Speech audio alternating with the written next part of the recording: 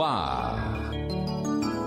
Plenitude, o programa do Centro Espírita Joana de Ângeles. Produção Seja Barra. Apresentação Iraci Campos. Olá, queridos amigos, nossos espectadores.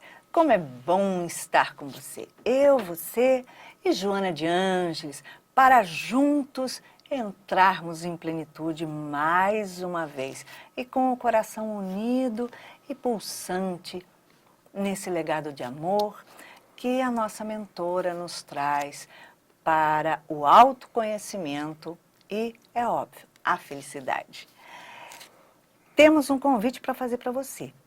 Pega o seu bloquinho, anota aí rapidinho, porque nós vamos viajar juntos. Pegou o bloquinho? Então vamos em frente. Olha só, 2 a 12 de outubro, o meu convite é especial para você, que está agora nos vendo, nos ouvindo, para viajar para o México comigo. Vale a pena, olha só que gostoso. Essa viagem vai ser exclusiva de cunho espiritual. Então, nós vamos aproveitar todo o conteúdo que Juana Inês de la Cruz trouxe e deixou no México.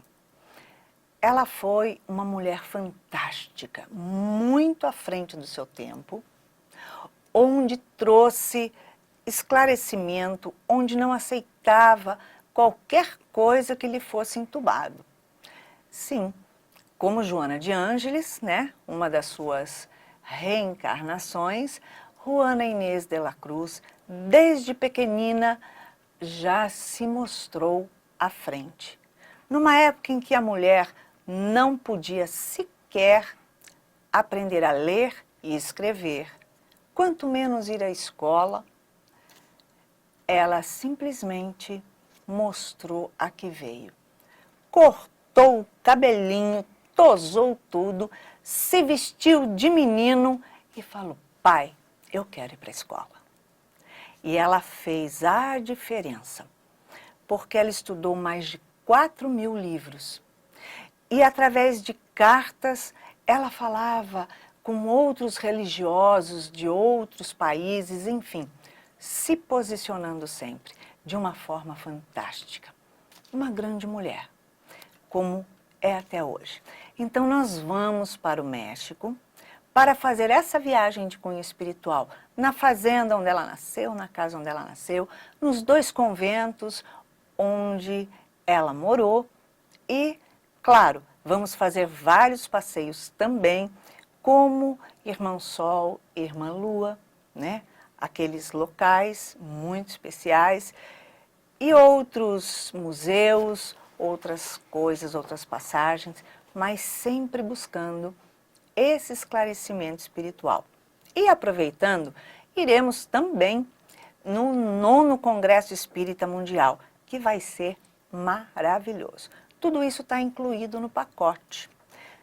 Por que a nossa evento.conscienciaeditora.com está fazendo esse pacote, esse movimento?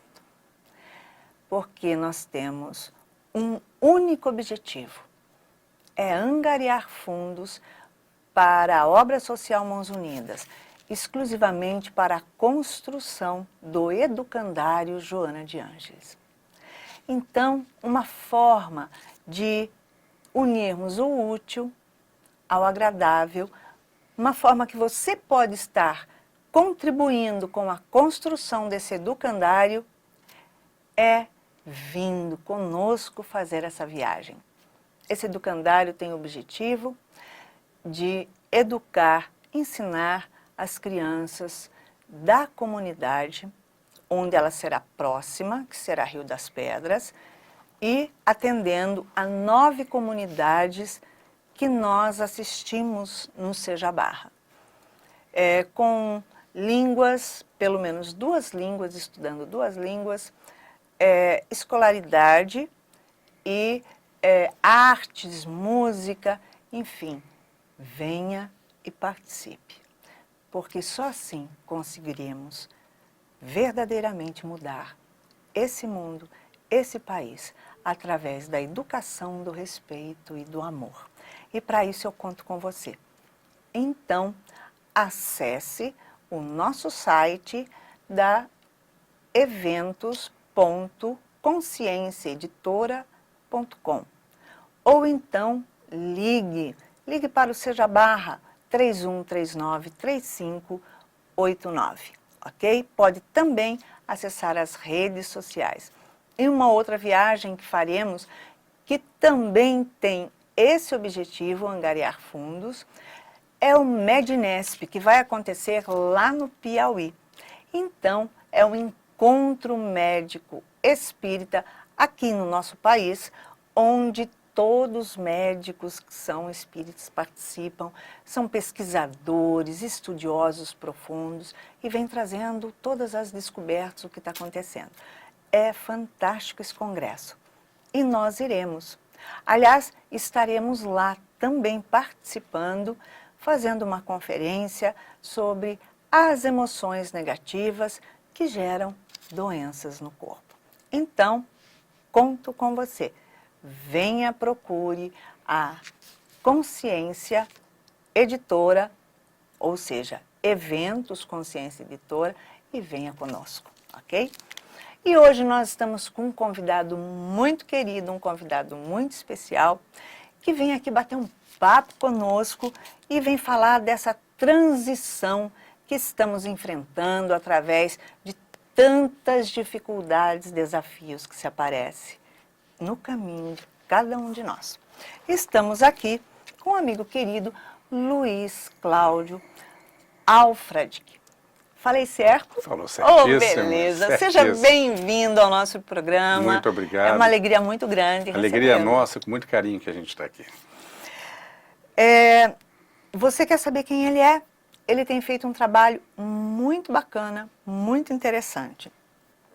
Ele é economista, expositor espírita e vem motivando uma grande quantidade de pessoas, levando as palavras de incentivo, levando o esclarecimento e o entendimento de Jesus. Nós vamos falar sobre isso já já. Luiz, a espiritualidade benfeitora vem nos informando de forma que vem sacudindo a gente, né? Dos grandes desafios que vêm aqui pela frente e que, além de estarmos atravessando, ainda os que virão à frente, que vem falando da transição planetária. A transição a gente sabe que é a reforma que temos que fazer, né? Uma grande reforma íntima também.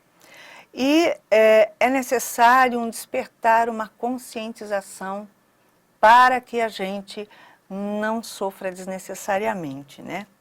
Como você compreende essa contribuição do Espiritismo nesse momento? O Espiritismo, a nossa terceira revelação, nós costumamos dizer que todas as religiões são importantes, todas as águas de todos os rios vão ao mar, assim como toda religião levada a sério nos conduz a Deus. O Espiritismo em si, ele veio no momento do esclarecimento, derrubar os dogmas, nos trazer a fé raciocinada, onde nós vamos compreendendo como tudo acontece. E nos apresentou a transição planetária, que já está em curso, Sim. desde meados do século passado, como afirmam os espíritos, onde o nosso planeta de provas e expiações estará elevando a sua condição para um mundo de regeneração, onde o bem é preponderante. Ou seja, um mundo onde a felicidade como nós a concebemos hoje, estaremos muito mais felizes. A contribuição do Espiritismo está justamente nessas informações que nos auxiliam na nossa reforma íntima. Quem de nós estará preparado a se manter no mundo novo, no mundo de regeneração? aqueles que conseguirmos um nível de reforma íntimo suficiente para adequar a um novo estágio. Comparando de uma maneira grosseira, vou falar do tempo antigo, que nós tínhamos o primário e o ginásio. Sim, sim. Vamos imaginar que a Terra é um colégio primário, em que a diretoria disse, a partir do ano que vem, não mais terá curso primário, só o ginásio. Ou seja, aqueles que não conseguirem o mérito suficiente para passar para o ginásio, não vão poder continuar no colégio. Então a gente tem que estar bem atento Tem que estar bem agora, atento para aproveitar a oportunidade. Para não perder, porque né? nós estamos na reta final. Com certeza. A nossa mentora, Joana de Ângeles, né? Ela vem trazendo a todo instante, assim, incansavelmente, a importância do autoconhecimento. Que isso é fundamental para essa transição, que é externa, porém se dá a partir do interno.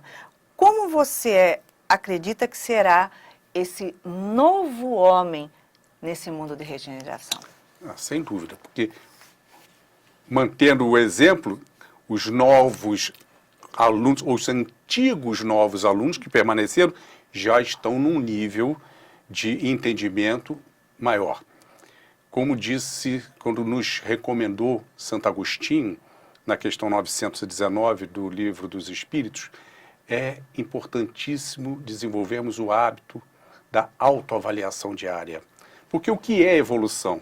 Evolução é identificar os nossos erros, as nossas falhas, e trabalharmos para transformá-los em virtude. À medida que nós vamos diariamente exercendo isso, porque evolução não se faz de uma hora para outra, é um processo muito progressivo. À medida do ponto que nós vamos encontrando os nossos erros, corrigindo-os, reparando-os, transformando-os em virtude, nós estamos nos transformando no novo homem. O novo homem mais ligado ao bem, que fará parte do novo mundo de regeneração. Perfeitamente. Em Mateus, inclusive, no 12,28, Jesus diz assim: Vinde a mim, todos vós que estáis cansados, sob o peso do vosso fardo, e eu vos darei o descanso. Quem são hoje esses cansados que o Senhor menciona?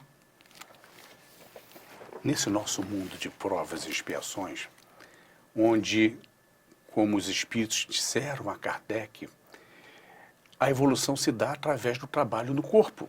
Sim. O espírito, como alma encarnada, é através do enfrentamento das nossas vicissitudes, dos obstáculos, dos nossos sofrimentos, é que nós vamos nos elevando. E a cada passo conquistado, um novo homem se formando. O mal passa a ter uma parcela cada vez menor no nosso comportamento. O novo homem ligado ao bem, ele se liga naturalmente ao bem.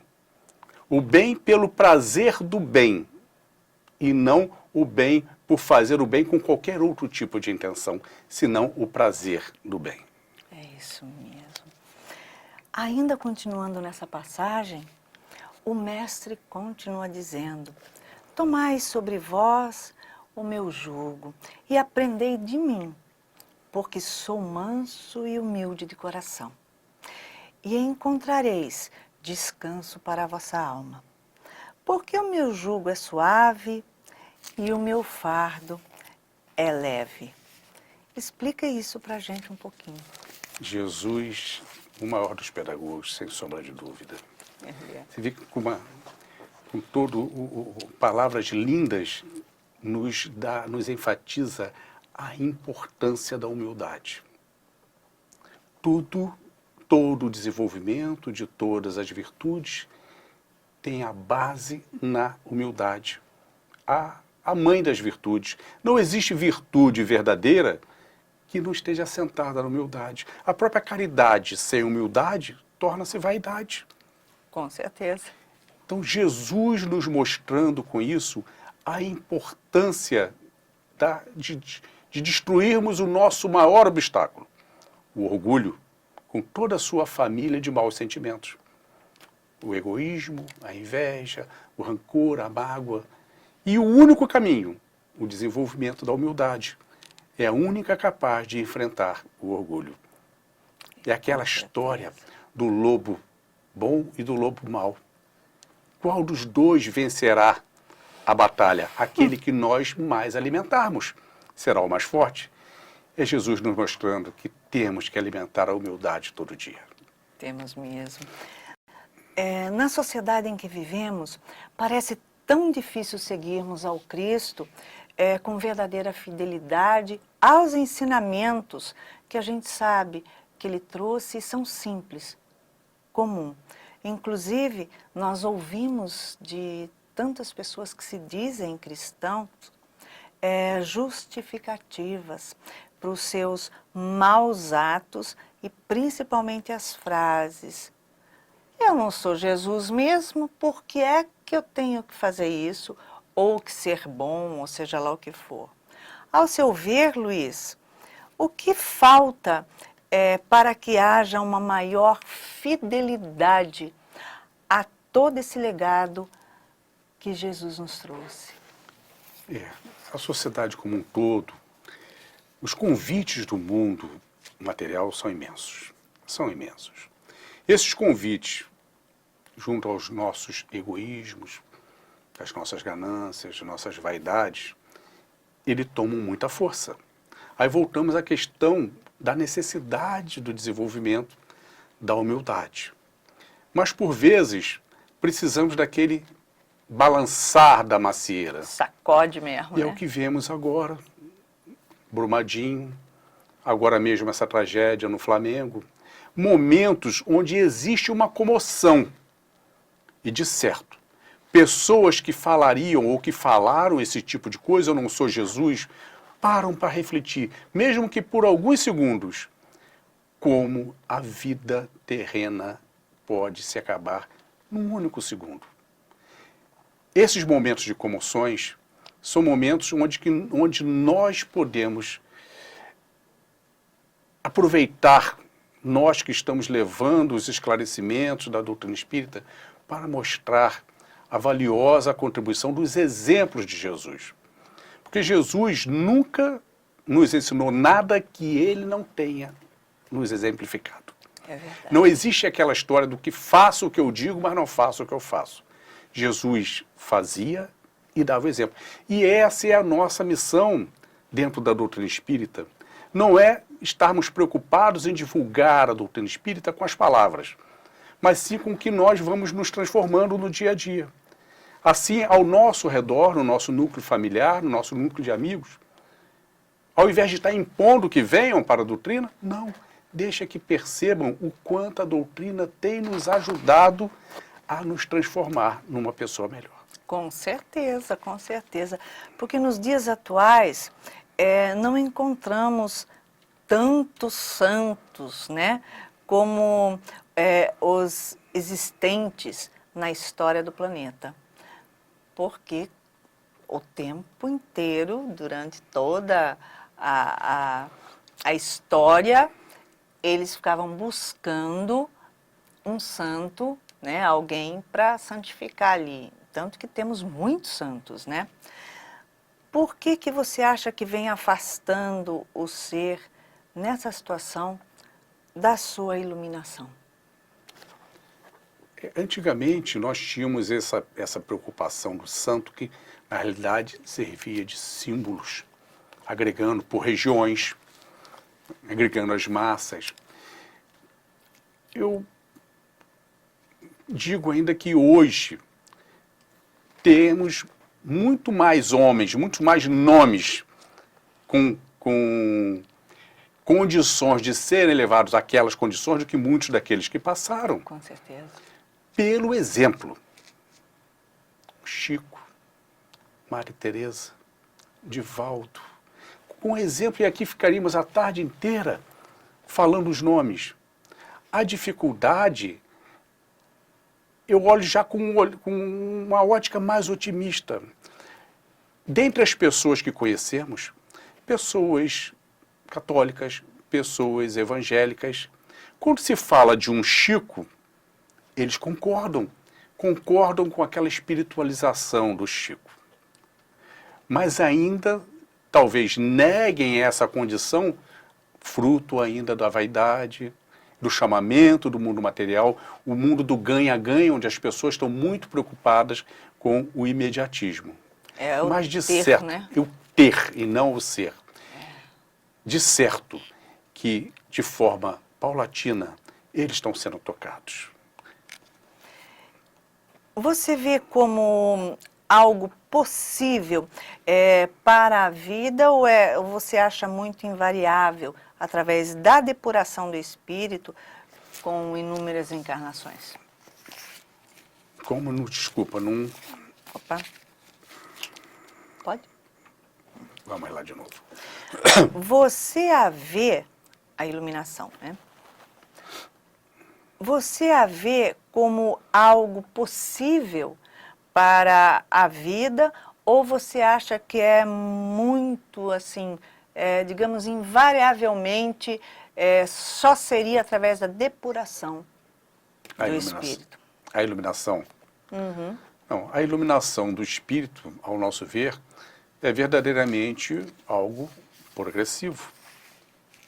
Sim. Sempre que estamos no enfrentamento das nossas falhas, os enfrentamentos de nós mesmos, o enfrentamento dos convites que o mundo material nos dá, e são tantos, quando enfrentamos com resignação, quando enfrentamos com determinação, que o entendimento da fé nos traz, nós estamos depurando.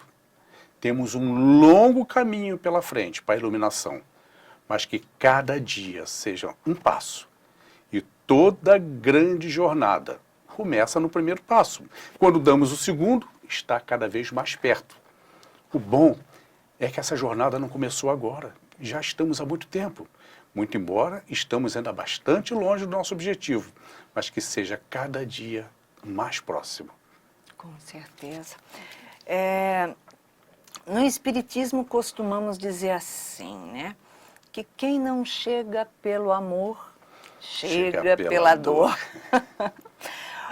Uma das principais causas desse sofrimento, de quem chega ao Espiritismo, de quem vem até a nossa doutrina, é o desencarne, geralmente, de um ente muito querido, né? E o Espiritismo, na verdade, ele vem consolar aqueles que se afligem pela perda, porque acredita que não foi o fim, não existe mais, né? Como lidar com essas situações de desencarne dos nossos afetos, daquelas pessoas que a gente tanto ama? Nós até temos uma palestra específica sobre isso, perda de entes queridos, e essa fé raciocinada, a certeza da pluralidade das existências, as reencarnações, nos dá a tranquilidade de olhar a partida de um ente querido, de retorno à pátria espiritual, como nós aqui no mundo material enxergamos uma partida no porto, no aeroporto, na rodoviária, de um ente querido que está se mudando para um local onde nós não poderemos acompanhá-lo já. Mas que certamente, assim que conseguirmos nos desvencilhar das nossas atividades, vamos querer acompanhar aquele nosso ente querido. Esta certeza da continuidade. E isso facilita não só quem ficou, como a quem partiu. Porque passamos a utilizar das nossas lágrimas, com as lágrimas da saudade, que é um sentimento belíssimo que só tem quem ama, com lágrimas positivas. É como que meu filho está do outro lado do mundo, eu não posso acompanhá-lo. Todas as vezes que for me comunicar com ele, eu vou comunicar-me dando o melhor do meu incentivo, para que ele possa estar feliz lá. E não reclamando o tempo todo de que sem ele aqui eu estou sofrendo muito. Aí seria um desamor. A doutrina espírita nos mostra isso. Nos dá essa tranquilidade de continuarmos conectados a quem partiu através das nossas preces, das nossas orações, dos nossos pensamentos positivos, conectados positivamente, nos auxiliando aqui, nos suportar a saudade e auxiliando a ele, que também tem saudade pela separação. Com certeza, com certeza. Fora da caridade não há salvação. A verdadeira caridade é o sinônimo do amor ágape, que é o amor sem interesse próprio. Porém, a maioria das pessoas procuram sempre fazer uma troca e vão para o voluntariado, né? O trabalho voluntário nas casas espíritas, dizendo, nossa, eu estou fazendo isso, eu estou fazendo aquilo, eu estou me doando. Então, com certeza, eu vou conseguir isso, aquilo, porque eu estou pedindo isso, aquilo. Né?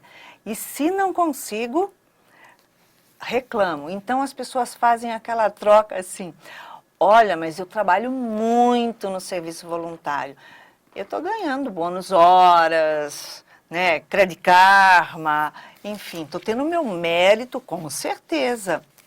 Emmanuel nos sugere que é melhor fazermos a caridade, mesmo que não seja genuína, para que acostumemos com esse olhar do Pai sobre a gente.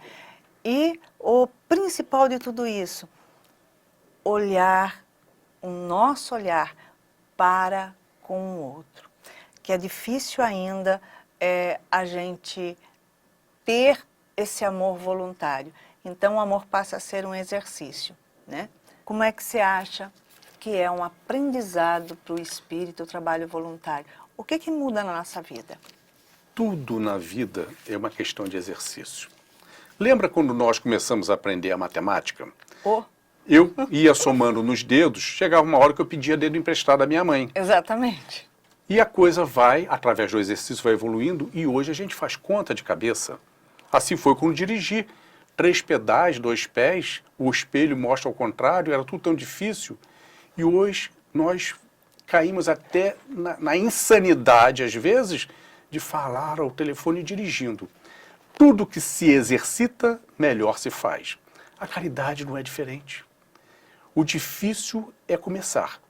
E cada vez que nós trabalhamos na caridade, vai se tornando cada vez mais fácil.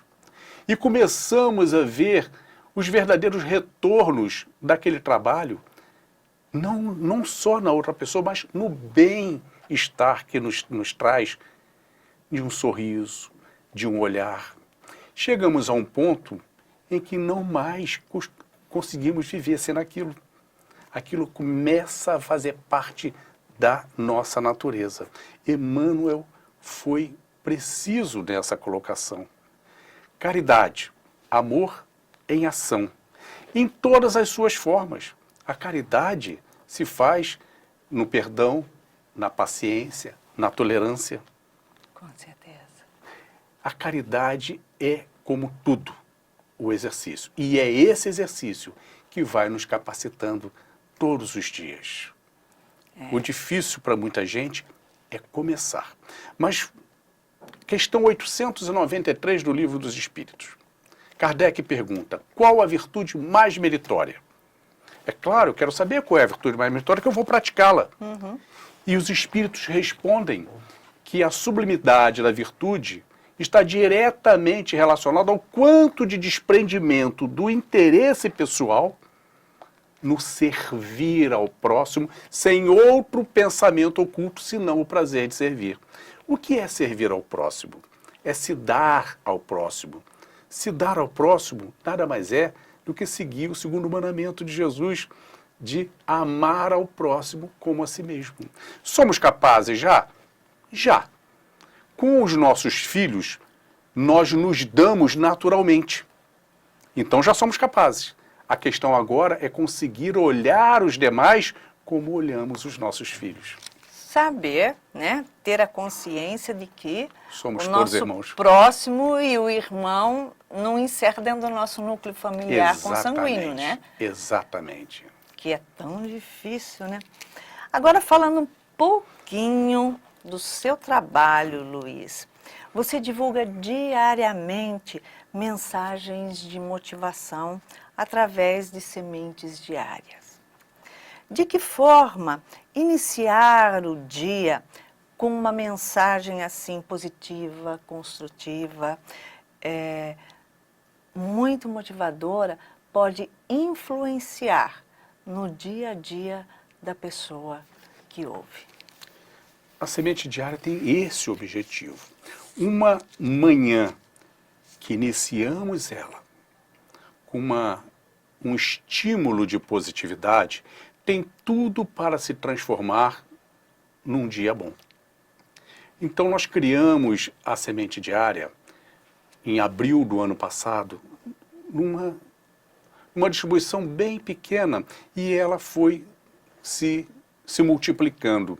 São mensagens curtíssimas que nós recebemos sob inspiração, mensagens de 25, 30 palavras, isso dá em torno de 25 segundos, onde nós passamos diariamente um chamamento para a positividade. E o que veio a nos motivar, dar continuidade, foram os testemunhos que começamos a ter de pessoas, inclusive, dentro do âmbito familiar, pessoas ligadas a outras religiões e que até tinham um certo preconceito, que a gente sabe que ainda existe. E como? E que vieram nos testemunhar que eu recebi aquela, foi para mim. Eu ia tomar uma atitude com a pessoa e resolvi mudar. Isso nos é um estímulo. Então, uma contribuição que nós estamos tentando passar, e quando damos a semente, fazemos o convite. Se gostou, junte-se a nós, compartilhe. Se não gostou, é fácil, deleta. É isso mesmo. Pegando esse gancho aí, temos, na verdade, o poder das palavras quando elas são proferidas em oração, né? Mas, além delas, o que mais que compõe a verdadeira e profunda oração? Porque, na verdade, essas suas mensagens, essas suas palavras, são verdadeiras orações, porque a gente se conecta com o bem, com o íntimo, né? A verdadeira oração é aquela que está totalmente recheada dos verdadeiros sentimentos. A oração pode ser a mais bela possível, escolhidas as melhores palavras, mas se não houver ali o verdadeiro sentimento, ela não passa do teto. A verdadeira oração é aquela onde nós estamos ali colocando o nosso amor, o nosso desejo, a nossa bem-querência. Aí nós chegamos ao alto. Mas aquela oração cheia de azedume, cheia de queixas, isso não é oração, isso é queixume. Aquela pessoa que faz a oração dizendo, Deus, eu não mereço isso, por que está fazendo isso comigo? Isso não poderia ter acontecido comigo. É questionamento, isso não é oração. Mas ao contrário, na mesma situação, meu Deus, se isso está acontecendo, é porque é da sua vontade e de alguma maneira vai ser bom para mim. Se não agora, no futuro. Me ajude a desenvolver a resignação no enfrentamento. Isto é oração. O sentimento. O sentimento é a estrutura central de qualquer oração. Com certeza. Senão vira uma decoreba. Ah, sim, sim. E cobrança, porque a gente ensina geralmente ao pai o que ele tem que fazer para a gente, né? Porque ele não sabe. É verdade, é verdade. Somos tão pequenos e temos essa prepotência de querer corrigir o que Deus... Aliás, na nossa pequenez, costumamos ver o mal onde justamente Deus planta o bem. Com certeza, com certeza. O Cristo diz assim, onde estiverem 2 ou mais em meu nome, ali estarei. Mateus 18, 20. Quando a gente olha isso, a gente vê depois um grupo grande fazendo oração, ou seja, né, uma oração coletiva. Como é que podemos potencializar o sentido dessa oração coletiva? Os Espíritos são claros a respeito disso.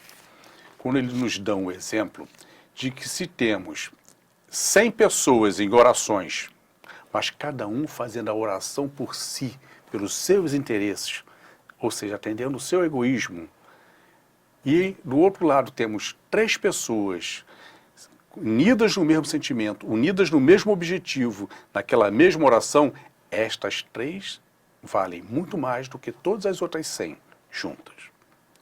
A força, o poder, não existe oração verdadeira que não seja atendida.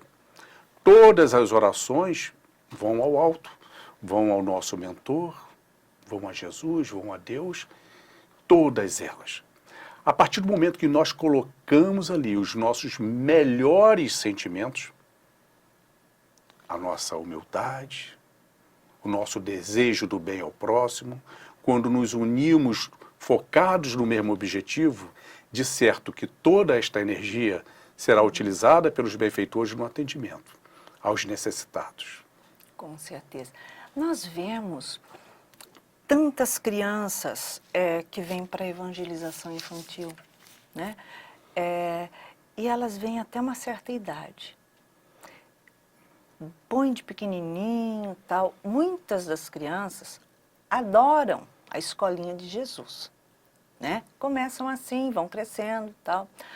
Outras, os pais vão apertando e levando o que eu acho correto, né? Para poder fazer com que a criança tenha Jesus dentro dela. Só que quando eles chegam numa certa idade, eles se afastam completamente da doutrina espírita. E a gente vê as casas espíritas que não têm jovens. Elas têm a evangelização infantil, mas jovens têm muitíssimo poucos. E quando tem, dificilmente se integram à casa. O que é que você acha que acontece e como é que podemos mudar isso? Isso é uma verdade preocupante. As mocidades estão cada vez menos concentradas. O espírito, quando reencarna, Deus, em sua sabedoria absoluta, nos dá o adormecimento das nossas características comportamentais durante a infância. Lembrar que em cada recém-nascido, um espírito milenar, tão velho quanto o nosso. Ali, dotado de virtudes e dotado de falhas. Ali, um espírito que pode ser orgulhoso, pode ser egoísta, pode ser violento, pode ser pacífico, pode ser humilde. E com esse adormecimento, essa cortina, permite que a criança seja aquele ser angelical, que se torna impossível pai e mãe não se apaixonarem por ele cada dia mais. Desenvolvendo o amor materno e paterno. Quando essa cortina se ergue, que se dá ali, depois dos 8, 9 anos, a pré-adolescência e entra, é ali que nós vamos verdadeiramente conhecer os nossos filhos, pois estarão as características comportamentais vindo à tona. Daí a importância da infância na evangelização, é onde nós damos suporte para que aquele jovem, quando liberto das suas características, vindo à tona as suas características, ele terá não condição de enfrentamento do mundo, mas enfrentamento de si mesmo, dos seus próprios convites.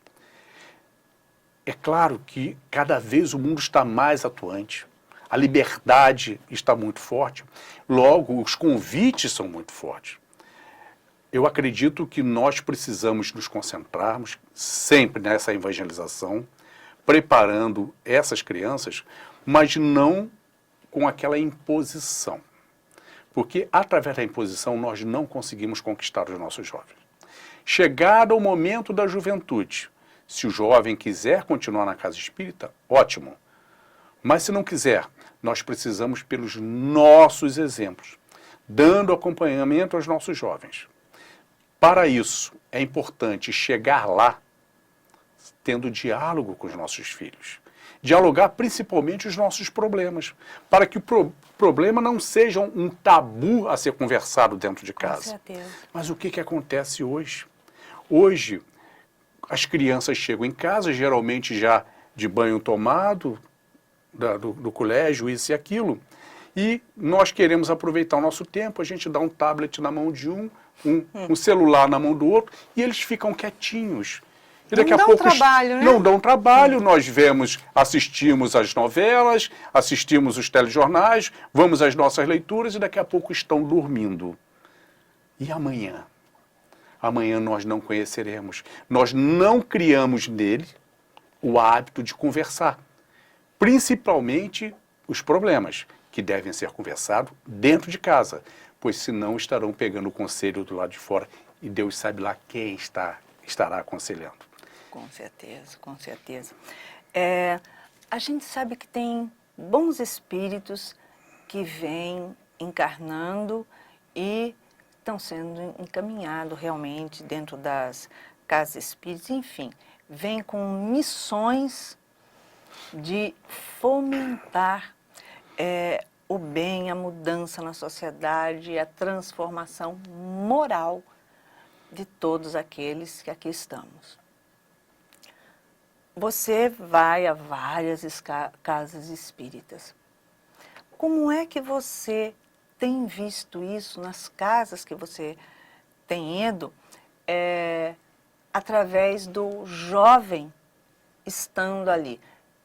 Ele está realmente enxergando, sentindo isso entre uma e outra casa como uma missão de ajudar a transformar? Ou eles estão em algum lugar, mas você ainda não encontrou nessas casas? Como é que são? É difícil de casa para casa, as coisas mudam muito.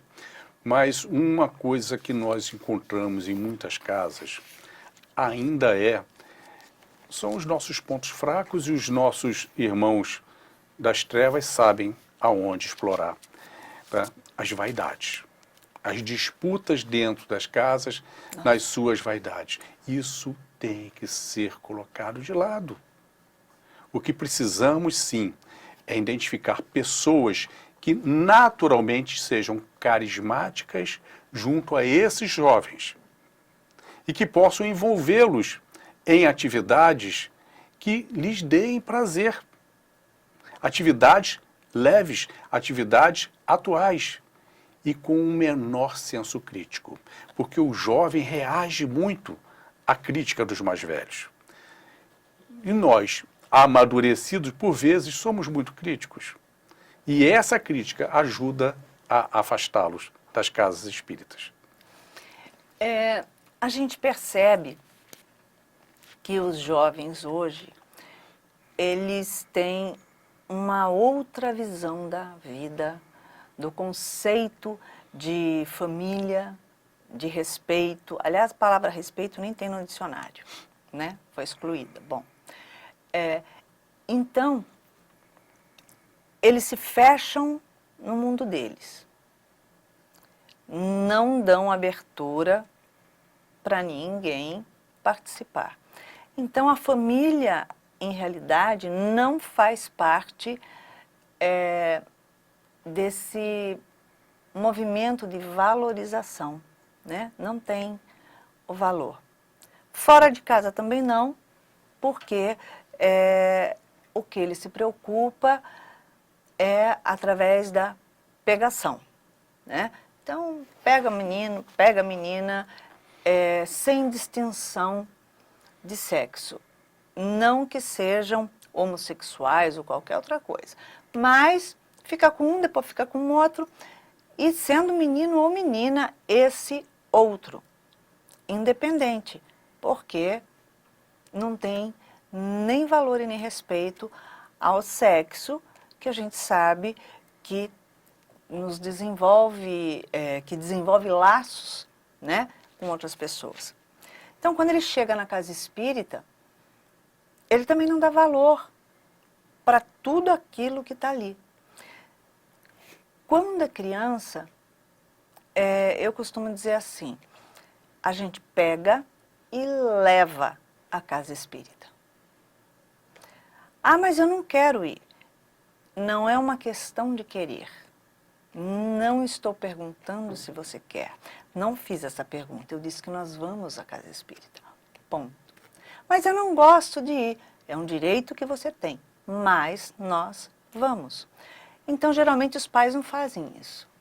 Se a criança falar, não, não quero ir, não vou, pronto, bate pé, eles falam, eu não levo porque meus filhos não querem ir. Se o filho tivesse uma doença, levaria para o Você hospital vai de dar- qualquer jeito. você vai dar o remédio ou você vai falar, não, ele não toma porque ele não gosta de remédio ruim? Então eu falo assim, enquanto os pais estiverem tocando as músicas dentro da sua casa, esses filhos estiverem morando ali, quem toca a música são os pais e os filhos dançam. Então, quando ele tiver independência econômica, estiver morando sozinho, então ele faz o que ele quer da vida dele. Por que que os pais não abraçam essa responsabilidade de educar? Então, quando cabe a você, que você já sabe o que você quer da sua vida, você já é independente, você já é formado, você já estuda e trabalha e ganha o seu e se sustenta, você é independente. Então, procura o seu caminho sem problema nenhum. Agora, enquanto eu estiver aqui te mantendo, por que que os pais não têm essa educação? Isso não é só de respeito à religião, não. Os pais, de uma maneira geral, eles misturam o que é educação e o que é instrução. Com Instrução se dá nas Escola. escolas, das melhores às piores, seja o que for. certeza. Com certeza. Educação, os espíritos são muito claros, se dá em casa. É em casa que se ensina o bom dia, boa tarde, boa noite, sim senhor, dá licença, posso ser útil, posso pegar mais. Os espíritos afirmam que nunca existiu, em tempo algum, instituição mais capacitada em educar do que a família, capitaneada por pai e mãe. Exatamente.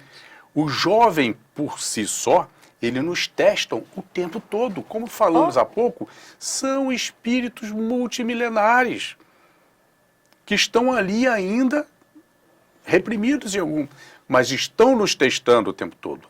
E quando a gente afrouxa o laço, eles vão puxando a corda.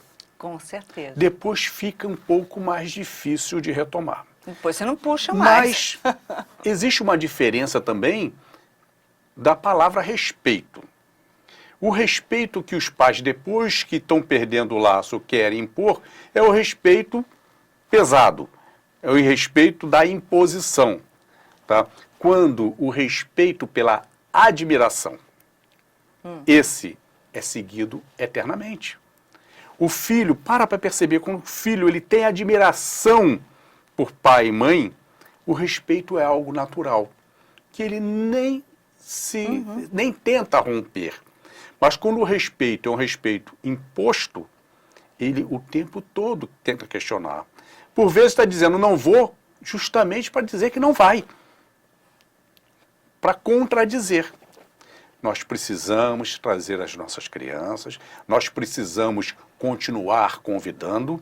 O sonho de todo pai espírita é que seu filho seja espírita, sem esquecer que precisamos respeitar o tempo deles também.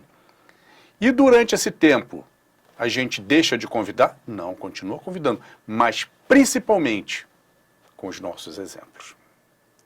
Se nós dentro de casa, se nós nas nossas posturas, no nosso bate-papo com os amigos, nós estamos mostrando ali que seguimos aquilo que a doutrina vem nos ensinando na reforma, agora, se nós em nossas posturas, junto aos nossos amigos, são diferentes do que nós fazemos dentro da casa espírita, nós estamos dando o exemplo contrário aos nossos filhos. Faço da nossa casa um campo de guerra. É exatamente, que o filho está vendo, meu pai fala isso, mas do lado de fora, ele se comporta de outra maneira. Por que eu tenho que ir lá se não funcionou para ele?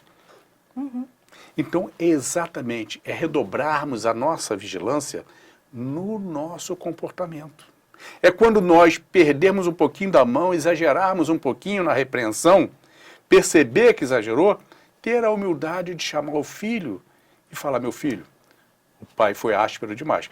Continuo mantendo a minha opinião, mas errei em me alterar daquela maneira que eu me alterei contigo. Sim. Aquilo que eu te falei que não vou abrir mão, não vou abrir.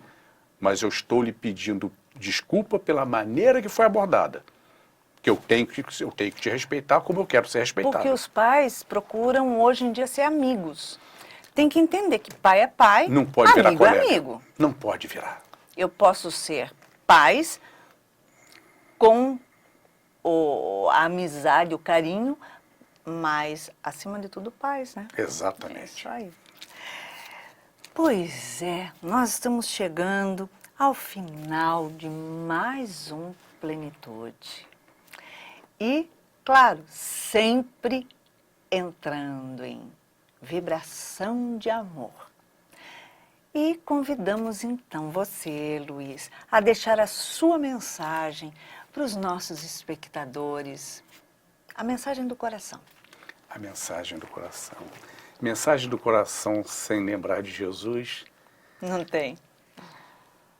Jesus veio a nos apresentar 2 mandamentos que substituíram aqueles 10 mandamentos do não podereis isso, aquilo, os mandamentos do não, da imposição, substituindo por 2 mandamentos do amor. Aliás, foi quando os fariseus o colocaram em teste. Qual é o maior dos mandamentos? Sim. E ele responde: amarás a Deus com todo o teu coração, com todo o teu espírito. Este é o maior mandamento. Seguido por um outro semelhante, ou seja, no mesmo nível. Amar ao teu próximo como a ti mesmo. Amar ao próximo. Amar ao próximo é necessário o exercício de querer amar ao próximo. Não se pode amar a Deus, a quem nós não vemos, sem amar ao próximo a quem nós vemos. Com certeza. É difícil, claro que é difícil, por isso estamos aqui neste planeta de provas e expiações. Mas precisamos ter a nossa determinação de que amanhã eu possa amanhecer um pouquinho mais capacitado no exercício deste amor. Ninguém sai da casa espírita com as suas asas prontas. Mas nós podemos, a cada manhã, ter um pedacinho a mais da pluma construída. Então é isso. Muito obrigada, Eu é que Luiz. agradeço. Obrigada Eu pela é que sua agradeço, atenção, muito seu carinho. E chegamos ao final de mais um Plenitude. E para isso deixamos aqui uma semana repleta de amor, carinho, alegria e o nosso beijinho cor-de-rosa. Muita paz. Plenitude. Produção Seja Barra. Plenitude.